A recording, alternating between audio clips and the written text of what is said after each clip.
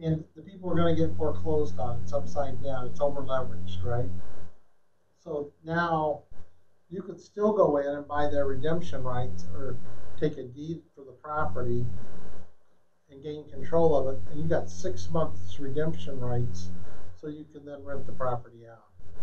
Everybody follows. There's all kinds of cash opportunities. So it's all about the knowledge. And if they deed the property over to you, remember they're walking away from it. They don't want it. It's over leveraged. You could still then work on a short sale. You could then list the property and work on getting it sold.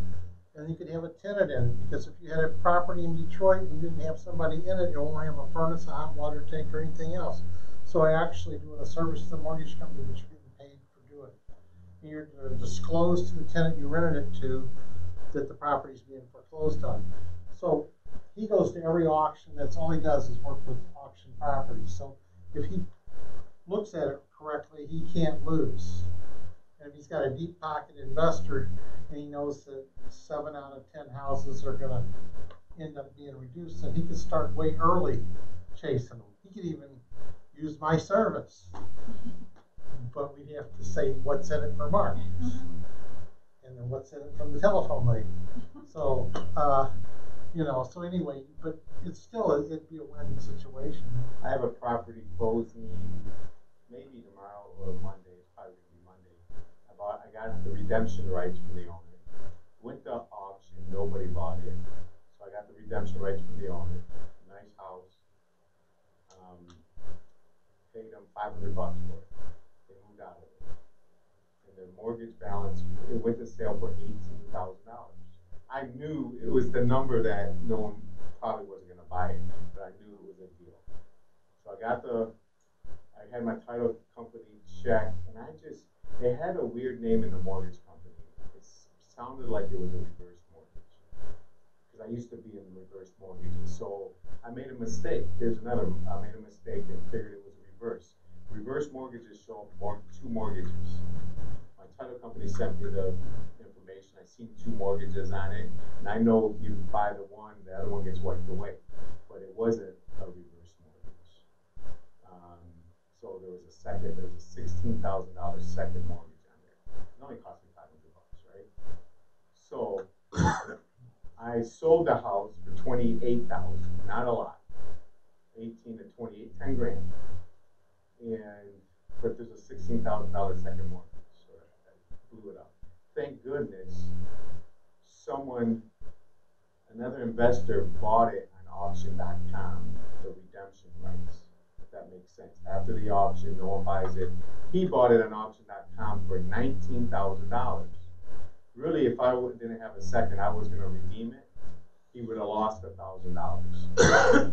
So I've been going on this for 4 months. Redemption's almost over. And I just thought of something like last week. I said, you know what? I'm going to go to this attorney that bought it and tell him that there's a second mortgage on it. This is what I told him anyway. There's a second mortgage there, and I just settled for $2,000. I'd rather pay you $2,000 than to pay them, right? Really, I got to pay them $16,000. But I'm telling them, so I can close this week if you will accept the $2,000. If not, it's going to be a little bit because I'm waiting for them. I just want to forget them and just rather pay it to you. So what I'm doing is I'm buying his redemption right. So when it expires, that second mortgage goes away. Does that make sense? Because he bought the redemption right of the first mortgage. When the 6 months is over, that second is getting wiped away. I try to tell the second mortgage company you're getting wiped away, but they didn't care. So I just did that. So now instead of making 10 grand, I got to pay him 23,000. I think it is out of the 28. It's not that great of a deal, but it's a deal. It's enough. It's a deal. Like you said, if it was $500, it's $500. Right now, at least I get my $500 back, plus I make some money, you know. So it was just kind of, like you said, there's ways of making things work. If you have the knowledge. So, knowledge. So I can control real estate through a purchase agreement. I can keep that property under control for 6 to 8 months, maybe even up to 10. Nobody's going around me. I'm able to file a claim of interest against the property because it's in my purchase agreement. We did a class here, the walked you through step by step on how to do that. You read it. So you see how it's controlled. So that's knowledge. Buyer favorable lease option. That's another way to do it. You can tie a property up for 3 years for $5 or $1. And you can tie a property up on a major thoroughfare in an incredibly good area at a little bit above retail prices, and you then have control of it. When they built the Great Lakes Crossing Mall, there was one guy, all he did was he went from house to house putting options on them, lease options, or option agreements. And he walked out of that deal with about $3 million when they did that over there. And it didn't matter that he was paying retail prices for it. Because think about it, if I've got a lien against the property, I've got a legitimate option on the property, there's only one way to get rid of it. You've got to pay me. And my property might be worth $100,000. I've got an option at $105,000. But there ain't no deal going down unless I get bought out of the situation. So it really doesn't matter whether it was a profitable option agreement or not. Everybody understand it? Now we're back to knowledge, right? So all I'm saying is that in this business, the more seminars you can go to, the more knowledge you get. And then you think about how can you apply that knowledge. But then it all boils down to you have to take the actions, and you got to get a system put together when they're talking about that.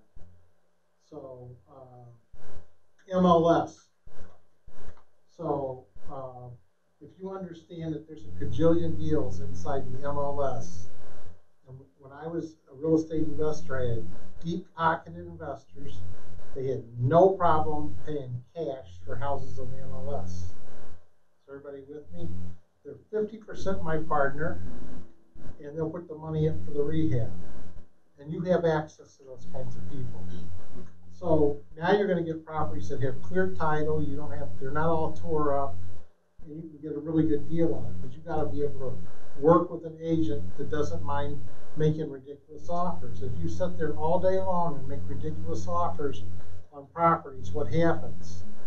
You piss off so many realtors, it's unbelievable. They're calling you back and they're telling your agent that they're a jerk. They're not going to present your offer, that this is no good. Then 6 months later, when they've got no sales, they're calling you back and saying, is your offer still good? So it's all this is a numbers game. And you got to have a thick-skinned realtor that doesn't mind doing that. And all they're saying is this is our offer, this is what we can do. And how are you chasing those houses on the MLSs? You're looking for the indicators, handyman special, divorce, probate estate. You've got a realtor that's calling the other realtors. And eventually your realtor is going to be known as the realtor that can put a deal together when you've got a worn out, messed up property, you know. So, you know, it's getting messed. And then this one, I'm talking to everybody in the room.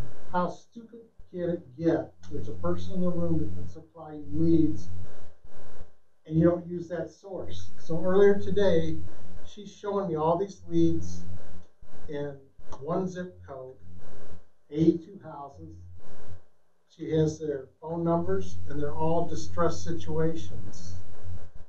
Owe taxes, in foreclosure, you up with me? One zip code, Waterford, Oakland County.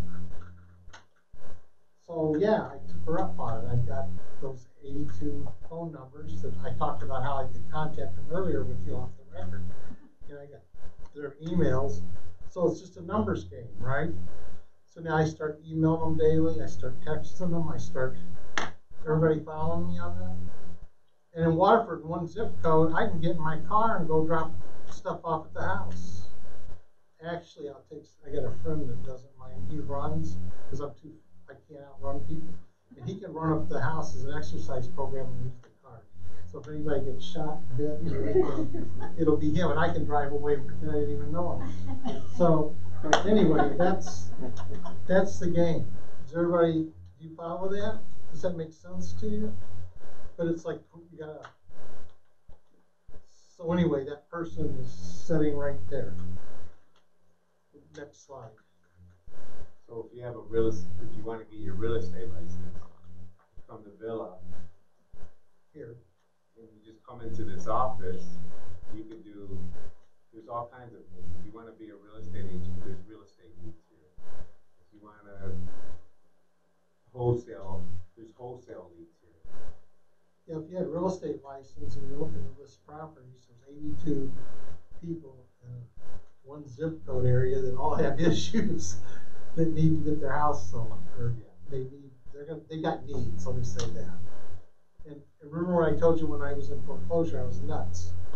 So I mean, that's 82 people that a lot of them are nuts. But at some point, you know, they will listen and you can talk to them, so you gotta keep working with them, you know. So you gotta have skills to be able to put deals together. I'll let you read that. Okay. Since I won't.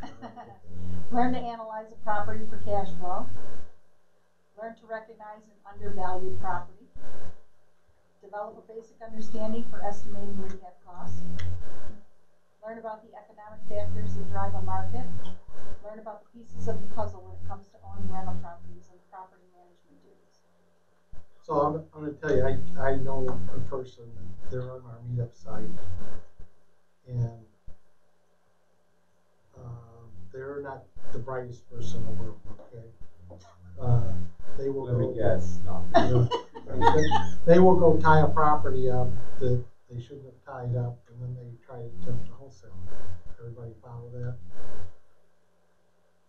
But they actually make money, because guess what? If you're trying to wholesale a property, if it doesn't have any value, then nobody will buy it, right? But if you got a good deal, somebody will buy it.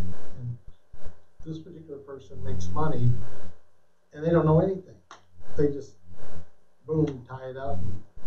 And I mean, that's one way to learn. You know, failures are sometimes the best way to learn, but that particular person does make money because they get lucky, so they take action. I'm glad it's not you driving. So where do you get skills? 27 monthly meetup, because we've got people like me that have learned this business by stepping on minefields and doing stuff the wrong way, which a failure is a really impressive workshop. You don't forget it. But we've got everything there that you need to do. So I'm going to tell you, you need to get a real estate license. You need to learn to use the MLS. You need to go to the training. You need to watch the videos. If you don't go get a real estate license, then find a good realtor, marry them, or you know, get them as a partner. Okay. Patience. Learn to have patience even when you feel pressure to move and move fast. The best deals go fast, so allowing projects to run past the projected timeline can be expensive. Investors face pressure to do more, faster, and cheaper. If it's a good deal, you can put it under contract in slow motion. We'll stop on that one. You cannot take a good deal in real estate in slow motion. If it's a good deal, you have to tie it up. So the one thing you got to actually learn how to do is to use a buyer favorable purchase agreement. And we got a whole workshop in the video there exactly how to do it step by step. You need to use that purchase agreement and tie the property up. Does everybody? And what have you got to lose if you're not giving them a deposit? And you've got the right to file a claim against the property. And the right to assign it. And you can assign it. So you've now got something that nobody else has that you can go market. Setting deadlines. Don't buy it simply because you set a deadline date to purchase your next deal. The best investors don't feel the need to buy a predetermined number of houses a month. If they didn't buy one this month, they might buy two next month, but wait for the right deal. Don't buy because everyone else is. Successful investors zig when others zag. So waiting for the market to slow down or crash is a much better time to be picking up assets. So you can see that if you're like thinking stuff through, that you can start to figure other ways. It's a numbers game. You can get a lot of offers out there and start to put stuff together. And when you get to be my age and you can't remember where the bathroom is, then you need to send somebody else out, like Todd, to put the deal together, right? And you got to find people that you can trust. And I found those people, and But until you do trust some people, then you would have a claim of interest you could put against the property. Vision. Investing in real estate looks like it's all about the numbers, but the best investors do more than buy and hold.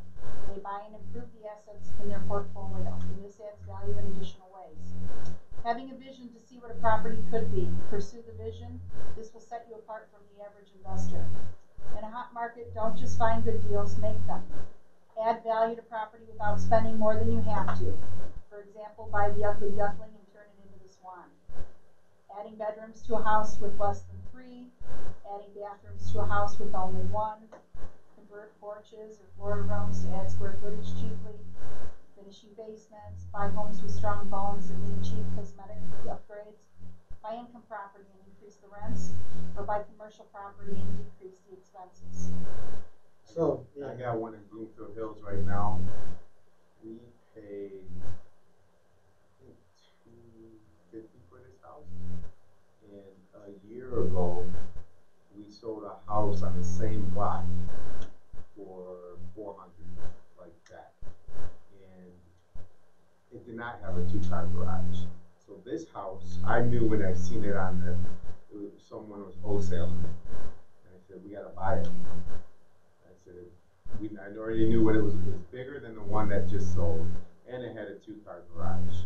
And it had a Florida room with a screened-in porch that we made it into a room. Yeah, we made it into 4 seasons. You're not really allowed to do that, but we did it. You can if it has. No, the building department, they're a pain in the ass. You gotta turn the mic on. Yeah. That was a I can't say it. Everything he says is a lie. Right. Yeah, oh, I forgot. Yeah. Anyway, so this one we're probably gonna list it at 400. I'm pretty confident we'll sell it. The market has softened up in my opinion a teeny bit, so I think it's gonna sell like that. We're at the home stretch now. Where gutters went up, furnace, kitchen's going up, we're painting it. It's almost done. I think within a week and a half we should be on the market. But if you're buying a house and it's got a walkout basement and it's unfinished, now you can add a ton of square footage to the house. So you gotta just look at what you can do. And then I know with Todd, he gave us a tour in Detroit last year, and he would add bathrooms. In the master suite. Yeah, in the master suite, and it was, but they were the same day he listed them, they were getting sold. So I mean, he's got a lot of things. He was doing the extra step in the basement too. Ceramic floor. Ceramic floor. So it was like, it was nice. So anyway, so vision here. I got a vision book I carry around every month, and you're welcome to look at it sometime. But I spell out, if you're going to get into this game, you got to have a vision, like how much money you're going to make, like if you're going to, and then that equates, if you want to equate money, it means like, so how many leads do I have to get that will I end up with this number of wholesale deals? So you got to break it down, then you got to track it, you got to be doing it every day. And I do this stuff on the internet. You know, I didn't know anything about being a charity a year ago. I'm in 50 states now. I got over 2,000 locations. I spent a year building this charity up, and it's given away a lot of stuff. I mean, like 30 cars. No grant money. Nobody's given us one penny. I ran it like a business, okay? And it's like majorly taken off. But it's like, but you got to have that vision in your head to make that kind of stuff work. So it's, and then you got to track it. So basically, it's like this. If there's a drought, you sell water. If there's a flood, you sell boats. If there's a famine, you sell coffins, right? You got to have a vision, like what's happening. So in the real estate world, right now in the real estate world, if you go to an REO agent, they're going to tell you that foreclosures are on the rise in this market. So what does that mean? That's a pre-indicator to a crash. or a market turn down. Does everybody follow that?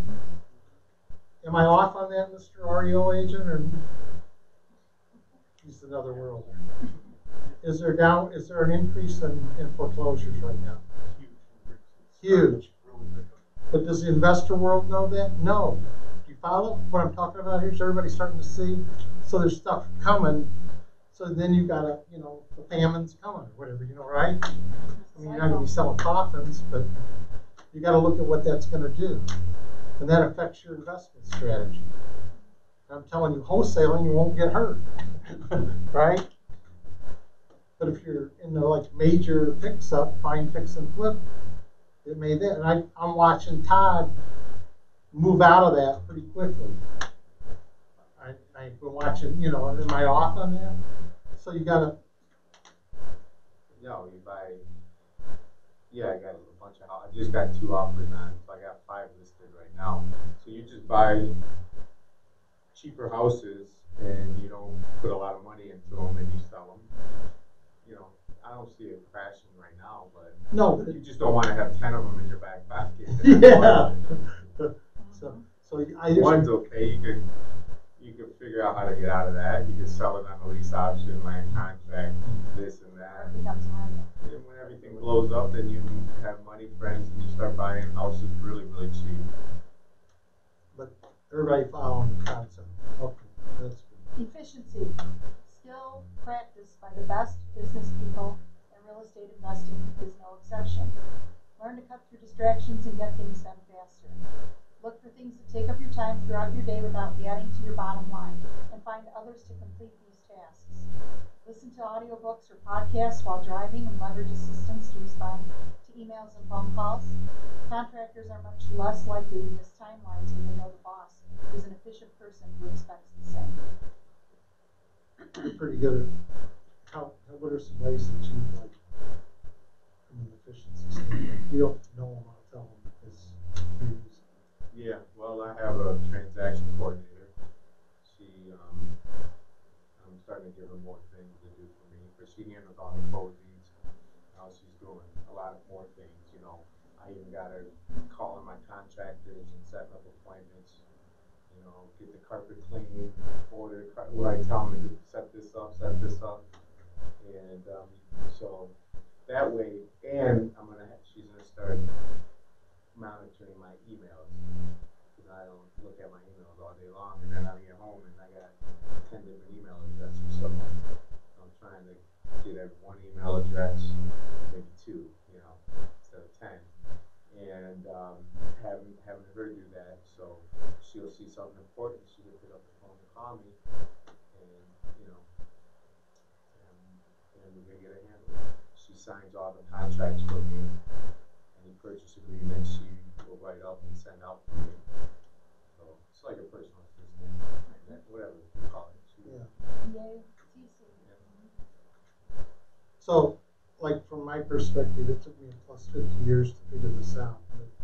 But everything I do, I'll do it and understand it, and that's the end of it. At that point, I'm looking to replace me and put somebody else in. And I have to make sure first that it produces, so that it's, I'll give you some examples. Go to the next. Okay. So it's all a numbers game. So you got to figure out how to get through leads quickly, evaluate whether they're a good deal or not. So how do you get through them quickly? Is you get 82 houses in one zip code, and you send emails, you send text blasts, and you send somebody else in to drop off the inputs. How do you do it when you're at the auction? How do I do what? I'm sorry. How are you efficient at the auction compared to somebody else at the auction? Might be a trick question, but Well, how I used to do it and how I do it. You mean when I had my VA and things like that? I'm just saying when you're looking at properties, first of all, you know your areas. Yeah, I could look at. They could read off the properties, and I pretty much know this guy over there. That's his area. He's gonna buy it. This is guy's over here. And I go for all these houses because I'm gonna call Gary and say, Gary, you want to buy this house once I get it under contract, or Redford West, you wanna buy this house? So I know just by being there all the time and knowing that. Yeah. And he's networking the hell out of all the RIA meetings. So, and he goes to the Renegade, but he knows what everybody's taste is and where they are. Now he can just match the deal with the right person. And keep your pulse on the finger in the market so you kind of know what prices are good for what areas. Yeah. And then, Exactly. in my case, where I don't want to leave the bedroom, that's my office. And I'm going to be working on getting the phone numbers and to be able to text and email and getting them tied up. But then I need to have somebody incredibly familiar with the market. And there's a lot of deals. He could be chasing a whole bunch, and I could be chasing a whole bunch, and we won't bump into each other. Does everybody get that? I mean, it seems like you would, but you don't. And then you can even have a rule if you did, how you would handle that. I keys card, so. But you can decide how that's going to get settled. And then also what I've just started doing is, like, let's say there's 50 that went to auction, I pick out the 20 that I think are good, and then I send it to my son and say, get the phone numbers for these, we're going to call them, or we'll send them a little letter, or we're going to drive by these 5, I'll call someone else and say, let's drive, once you drop by these 5, or I'll drive by them, whatever, so you get a little team together, and then if it closes, you say, look, if I'm going to teach you how to make a phone call, you make the lead, you're going to get $500. If you write the lead, you get 50% or something, so whatever the numbers are. You got to try to make them motivated. Yeah. So like in my internet world, I'm all the time training people to do stuff that I don't want to do anymore, and I'm just managing the process. Focus. The best investors are highly focused. They don't let anything prevent them from getting what they want. The Pareto principle, which is the 80-20 rule, states that 20% of your efforts will produce 80% of your results. So by focusing on the 20% that will produce 80% results, you will outperform the competition. Top producers narrow their focus to concentrate on it rather than expand and weaken it. This increases production. So when I got started in the internet business, that was when the real estate market crashed in 2008. I couldn't emotionally deal with real estate.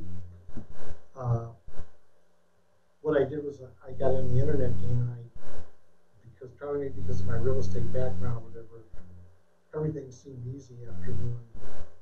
Well, at one point I ran like 7 gas stations. I had a junkyard, and I had 17 tow trucks, and there wasn't any given hour of any day that I wasn't destroying somebody's car.